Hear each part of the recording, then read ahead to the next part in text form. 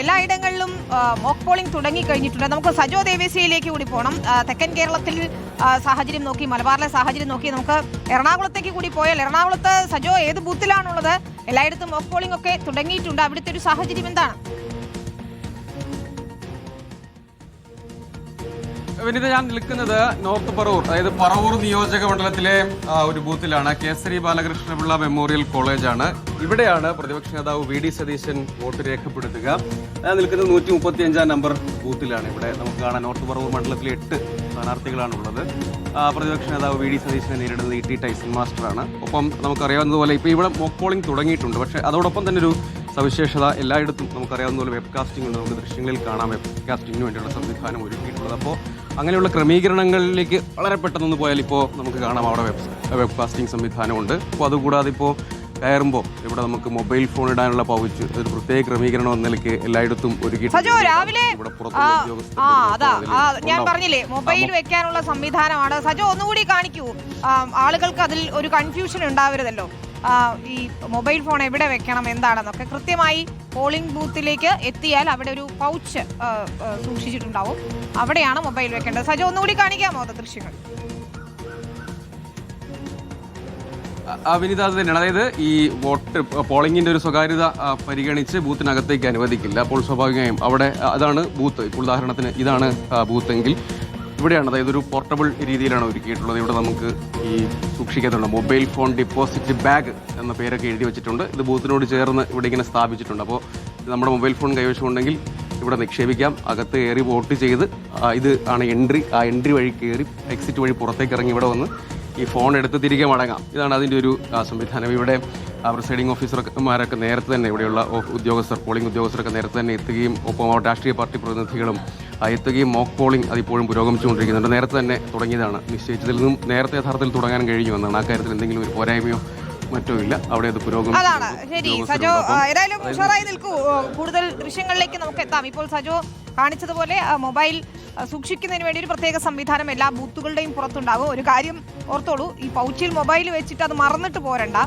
Vote ചെയ്ത ശേഷം mobile phone തിരിച്ചെടുക്കാനും മറക്കേണ്ട. ഏതായാലും ആവേശകരമായ പ്രചാരണത്തിനൊടുവിൽ കേരളം ഇതാ പോളിംഗ് ബൂത്തിലേക്ക് എത്തുന്നു. നിമിഷങ്ങളെണ്ണി കാത്തിരിപ്പാണ്. പരമാവധി വോട്ടർമാരെ പോളിംഗ് ബൂത്തിലേക്ക് എത്തിക്കാനാണ് രാഷ്ട്രീയ പാർട്ടികളുടെ ഒക്കെ തന്നെയും ശ്രമം. പ്രവീൺ പുരുഷോത്തമൻ ചേരുന്നുണ്ട് പത്തനംതിട്ടയിൽ നിന്ന്. പ്രവീൺ പുരുഷോത്തമൻ, ആറന്മുളയിലെ ഏറ്റവും വാശിയേറിയ മത്സരം നടക്കുന്ന മണ്ഡലങ്ങളിലൊന്നായ ആറന്മുളയിലെ ഒരു ബൂത്തിൽ നിന്നാണ് ചേരുന്നത്.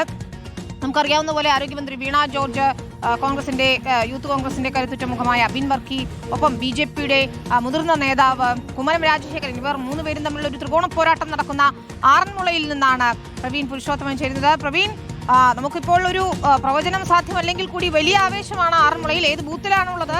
മോക്ക് പോളിംഗ് തുടങ്ങിയോ? എന്താണ് മുന്നണികളുടെ ഒക്കെ ഒരു പ്രതീക്ഷകൾ ഈ ഘട്ടത്തിൽ?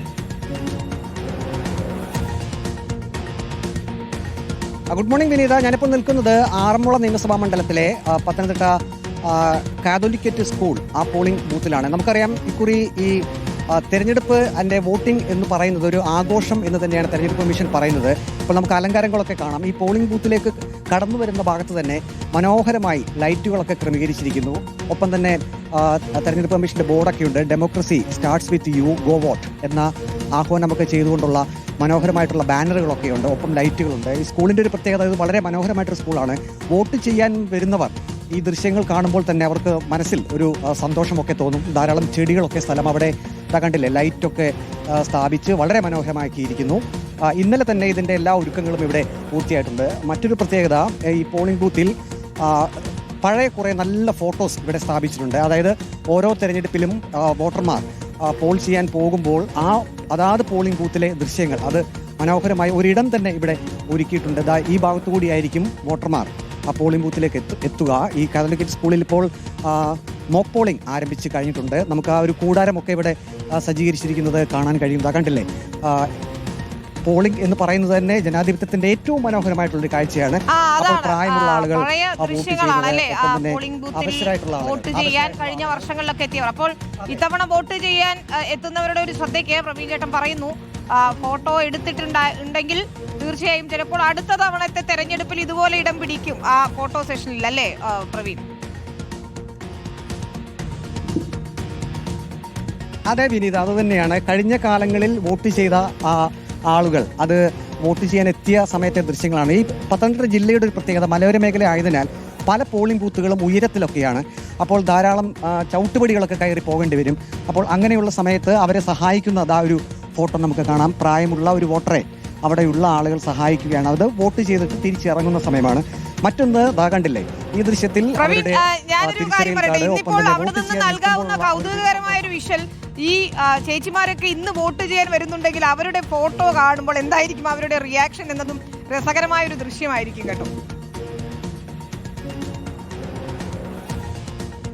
അതെ വിനീത്, അത് തന്നെയാണ് ഏറ്റവും വലിയ പ്രത്യേകത എന്നുള്ളത്. തെരഞ്ഞെടുപ്പ് കമ്മീഷൻ തന്നെ പറഞ്ഞിരിക്കുന്നത് ഇത് ഒരു ആഘോഷമാണ്. നാം ഇന്നലെ തിരുവനന്തപുരത്ത് കണ്ടതാണ്. സാധാരണ ഓണാഘോഷങ്ങൾക്കൊക്കെ കാണുന്ന രീതിയിലുള്ള ഒരു ആഘോഷം ഇന്നലെ തിരുവനന്തപുരത്ത് നടന്നു. അത് സംസ്ഥാനമെമ്പാടും ആ രീതിയിൽ തന്നെയാണ് തെരഞ്ഞെടുപ്പ് കമ്മീഷൻ തെരഞ്ഞെടുപ്പിനെ കാണുന്നത്. അതൊരു ഉത്സവ പ്രതീതിയോടുകൂടി ഇക്കുറി തെരഞ്ഞെടുപ്പിനെ കാണുക, പരമാവധി വോട്ടർമാർ വോട്ട് ചെയ്യാൻ എത്തുക എന്നുള്ളത് തന്നെയാണ് അതിലേറ്റവും പ്രധാനപ്പെട്ട കാര്യം. നാമൊക്കെ ഉച്ച കഴിയുമ്പോഴേക്കും തിരക്കും എത്ര ശതമാനം പോളിംഗ് എത്തിയിട്ടുണ്ട്. അപ്പോൾ ആ പോളിംഗ് ശതമാനം എന്നുള്ളത് എത്ര വോട്ടർമാർ പോളിംഗ് ബൂത്തിലേക്ക് എത്തി എന്നുള്ളത് തന്നെയാണ്. അതുകൊണ്ട് തന്നെയാണ് ഇത്തരത്തിൽ ആകർഷണീയമായിട്ടുള്ള കാര്യങ്ങൾ തെരഞ്ഞെടുപ്പ് കമ്മീഷൻ ചെയ്തിരിക്കുന്നത്. ഇവിടെ ഒരു കാര്യം കൂടി വിനീത, പത്തനംതിട്ടയിൽ ഏറ്റവും ശ്രദ്ധേയമായിട്ടുള്ളൊരു പോളിംഗ് ബൂത്ത് എന്നുള്ളത് ശ്രീനാരായണ അശോകവത്സര മെമ്മോറിയൽ സ്കൂൾ പത്തനംതിട്ട. അവിടെ നമുക്ക് 108-ലധികം പടികൾ സ്റ്റെപ്പ് കയറി വേണം ആ സ്കൂളിലേക്ക് കയറി ചെല്ലാൻ. അവിടെ സാധാരണ ഡോളി ഉപയോഗിക്കാറുണ്ട്. ഒരുപക്ഷെ സംസ്ഥാനത്ത് ഏറ്റവും അപൂർവമായി കാണുന്ന ഒരു കാഴ്ചയാണ് തെരഞ്ഞെടുപ്പ് കാലത്ത് ഈ ഡോളി ഉപയോഗിക്കുക. സാധാരണ ശബരിമലയിലൊക്കെ നാം അത്തരം ഡോളികൾ കാണാറുണ്ട്. വോട്ട് ചെയ്യാനെത്തുന്ന പ്രായമായിട്ടുള്ള ആളുകളെ ഡോളിയിൽ കയറ്റി പോളിംഗ് ബൂത്തിലേക്ക് എത്തിക്കും.